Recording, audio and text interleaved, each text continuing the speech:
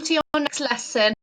I think the Sea Life project, we've got to a point where we need to continue that one in school. So I'm going to introduce you to component 2 as the Freak Shape project. We're going to have a research to start off with. So what I'll do to start off is read through client brief and tell me, what do you think Freak Shape is? If you want to pause the video at this point, you can do.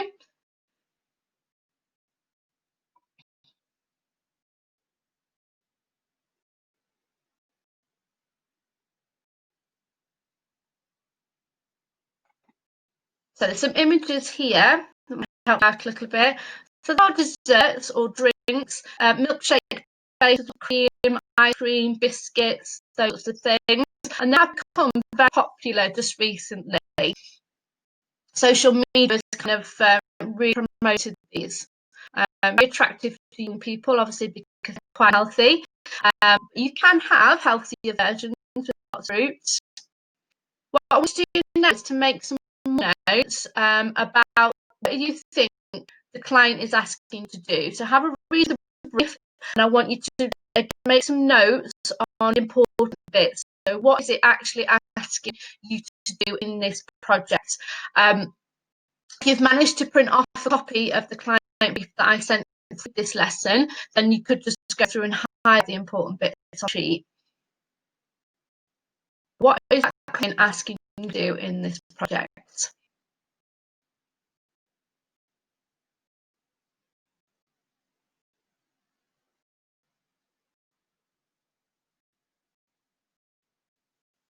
Okay, with that information, what we are going to do is to produce a mind map. Okay, so we did one for the Sea Life project.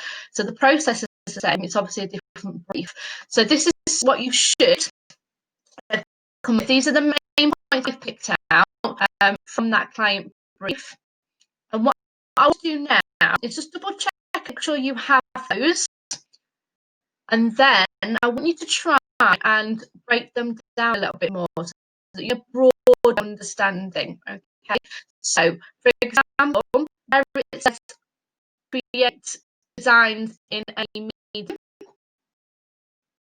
If I just click yeah, your designs in any medium. I listed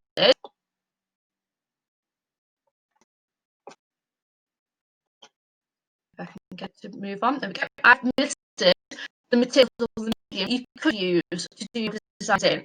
Okay, so I've got paints, pastel, collage, those sort of things.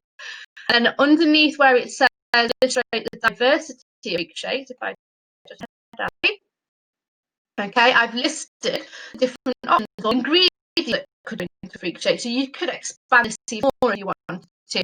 I've set it in 3 main areas: there's sweets, chocolates, and then the option being fruit, so that if you include those three in your design ideas, it would be showing the diversity of Freak Shapes. So you're showing the different ranges, maybe the different colours that would be included in that, the different ingredients. Okay, so what you do now is look at the other headings that you got down on your sheet.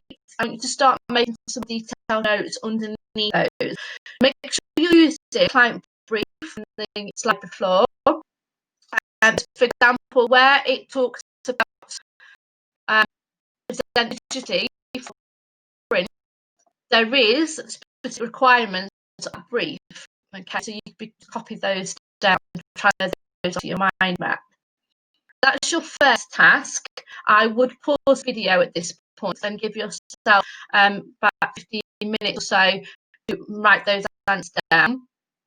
If you want to do it as a draft and then copy Anita later, then please do. Or some students have done their minds on the computer, so you can type them afterwards if you want to as well. That's perfectly fine. Just make sure you upload your finished outcome for me to mark. Okay, right. What I'm going to move on to now, after doing your mind map, I want you to do a little bit more research into what Freak Shapes are and what client is asking you to do. Now, these tasks are going to take you 2 weeks. Okay, so okay, I would expect you to do your mind and this task too. Okay, which I'm going to explain in a second. And then next week there are 2 more research tasks that I'm explaining today.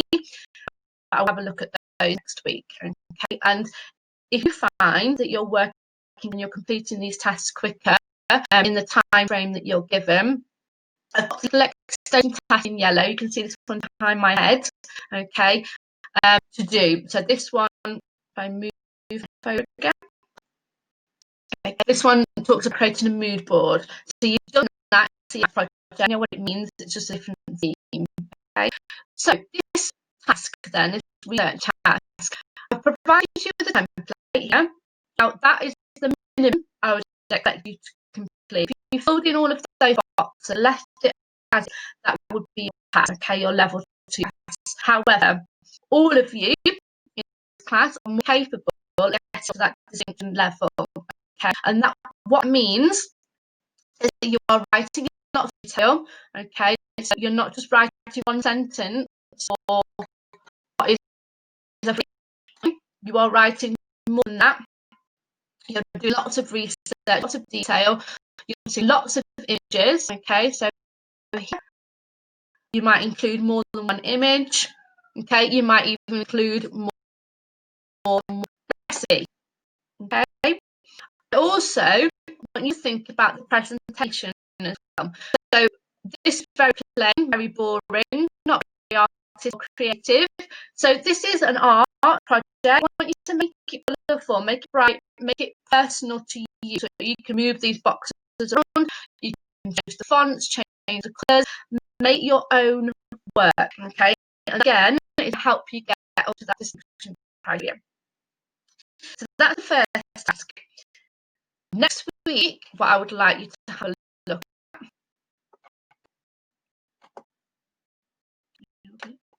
at. Okay, to look at Paul Caddy, who is mentioned in your client brief, and he's the author of the book that you are being asked to redesign.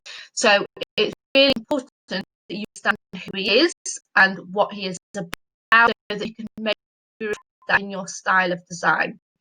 So again, the template we have attached with the lesson, so you could go on to that and add answers in, and we'll get you a pass. But if you were to move this around again, change the boxes, add words, add more pictures, and make sure you're writing in detail for each of the boxes, that gets your distinction level. Okay, so that's next week's task. And then finally, the last task for next week is the typography task. So I'm going to get you to think about this to start off with for next week. So can you tell me what typography is? So think, or if you want to put down and make some notes and pause the video if you need a little bit more time. What is typography?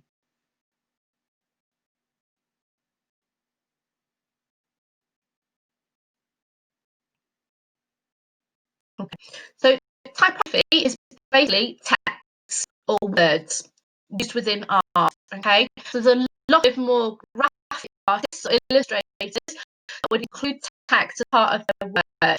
Now, obviously, there is a lot of variation in text to do with size, to do with colour, to do with layout, positioning, direction, font. There's lots and lots of different options when it comes to typography. So I want you to do a little bit more research in this, because the client briefs ask you to design a book cover.